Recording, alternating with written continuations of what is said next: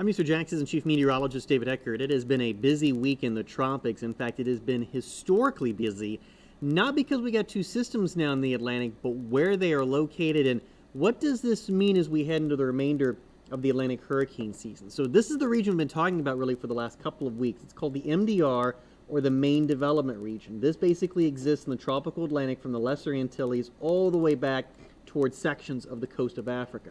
We normally don't talk about this area until we get into around August and September because that's when tropical waves begin to float off the coast of Africa and they begin to organize. They work their way closer and closer towards the Lesser Antilles. In fact, this area is normally covered with a lot of dry air and Saharan dust.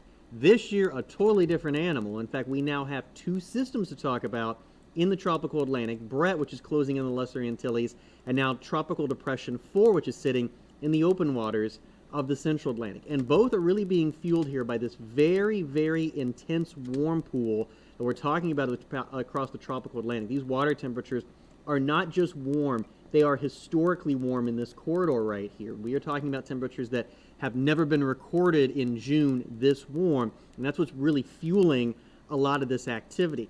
And it is truly historic. We sometimes throw that word around, but we're talking about some rarefied air here that these storms exist. In fact, in recorded history, there have only been 4 storms that have developed in the month of June in the tropical Atlantic, and that includes Brett in 2023. So what meteorologists use is often called an analog, something that looks similar to the past to kind of predict what future events will be.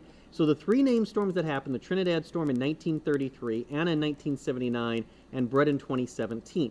Well, 2 of those 3 years were active. In fact, the 1933 year was exceptionally active, and that's quite impressive considering they did not have satellite data to really see storms around in the open waters of the Atlantic that never impacted anybody. 79 was actually a below average season, and 2017 was above average.